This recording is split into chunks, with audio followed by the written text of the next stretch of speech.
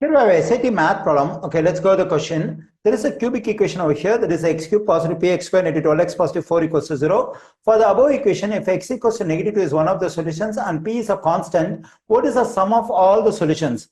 Okay, since the given equation is a cubic equation, it will have three solutions and one of the solutions given in the question itself, that is negative 2. So we need to find two more solutions so that I will be able to get a sum of all the solutions. That is sum of all the three solutions. Okay, so to get two more solutions, what we need to do is we need to know the value of the constant p. For that, we can use this information, that is negative 2 is one of the solutions. Since negative 2 is one of the solutions of this cubic equation, we can plug in this negative 2 for x over here, here and here. Okay, let me do it. Then I'm getting negative 2 to the third power positive p times negative 2 to the second power negative 12 times negative 2 positive 4 equals to 0.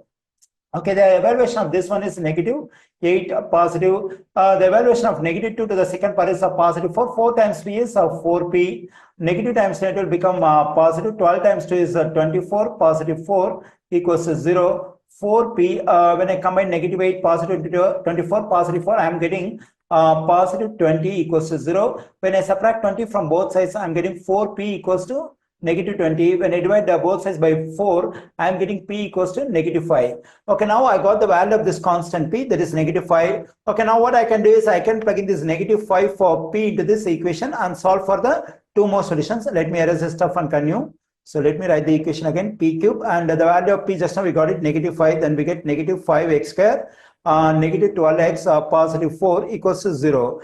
Okay, now what we can do is we can try to factor this cubic polynomial over here. So for that we can use again the same information, that is x equals to negative 2 is one of the solutions. So from the given solution, what we can do is we can get one of the factors of this cubic polynomial. So that is we have to get the corresponding factor for this solution. So to get the factor corresponding to this given solution, we have to make the right side 0. For that, I have to add 2 to both sides. When I add 2 to both sides, negative 2 positive will cancel out. I am getting x positive 2 equals to 0. Okay, so the factor corresponding to this solution is x positive 2. That is, this x positive 2 is one of the factors of this cubic polynomial. So now we can write x positive 2, and there must be another factor over here. And this factor has to be a quadratic polynomial. So that when I multiply this linear factor and this quadratic factor, I'll be getting a cubic polynomial over here. That is x times x square, I'll be getting x cube. So what is the quadratic polynomial which is being as the other factor? So for that we can divide the synthetic division to divide this cubic polynomial by this linear polynomial x positive 2. Okay, let me write the coefficients of this cubic polynomial. The coefficient of x cube is 1. The next term is x square, its coefficient is negative 5.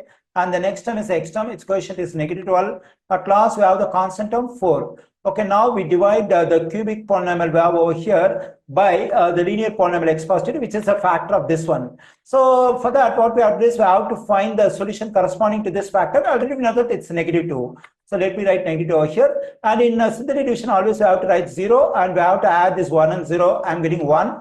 Now I have to multiply this 1 and negative 2. I am getting 1 times negative 2 is negative 2. When I combine a negative 5 and negative 2, I am getting negative 7. When I multiply this negative 7 and negative 2, I am getting positive 14. When I combine this negative 12 and positive 14, I am getting positive 2. When I multiply this positive 2 and negative 2, I am getting negative 4. At last, I am getting 0. The remainder is 0. So definitely, I will be getting 0 as a remainder over here, because I know that x positive is one of the factors of this cubic polynomial. Since I am using the value of x from this factor, the remainder I am getting over here must be 0. And now we have tried the quotient. So the numbers we have over here will be the coefficients of the terms in the quotient. Okay, so let's consider we started this synthetic division by dividing this cubic polynomial by this linear polynomial. So if I divide the first term of the cubic polynomial by the first term of the linear polynomial over here, x to the third power divided by x, I am getting x square. That is a quotient of this synthetic division has to be a quadratic polynomial. So that means this 1 should be taken as a quotient of x square, and this negative 7 should be taken as quotient of x, and this positive 2 as a constant. So this is the quotient I'm getting, and also this is the other factor of this cubic polynomial. So we can write this one as over here, x square negative 7x positive 2 equals to 0. Here the product of two expressions equals to 0. When the product of two expressions equals to 0, either the first one has to be 0 or the second one has to be 0, that is x square negative 7x or positive 2 equals to 0. Okay, when I solve for x in this equation, I'm getting x equals to negative 2, that is a given solution. Okay, when I solve this quadratic equation, I'll be getting 2 more solutions. So in all, we'll have 3 solutions. So 2 solutions from this one solution over here. So we'll have 3 solutions for this cubic equation. We have to add all the 3 solutions to get the sum of the solutions. Okay, here, instead of solving this quadratic equation, better we can get the sum of the 2 solutions of this quadratic equation. For that, I consider the quadratic equation standard form, that is ax square plus bx plus c equals to 0. When the quadratic equation is given in standard form like this, there is a formula to get the sum of the 2 solutions. That is a negative b over a. We have to take a negative sign, then we have to take the coefficient of x. It has to be divided by the coefficient of x square. So the same thing we can do over here to get the sum of the 2 solutions of this quadratic equation. Let me write it. Just a moment. Sum of the 2 solutions is equal to negative, the value of b is negative 7 divided by the value of a is the coefficient of x, which is 1. Then I'm getting negative times negative become positive. 7 over 1 is just 7.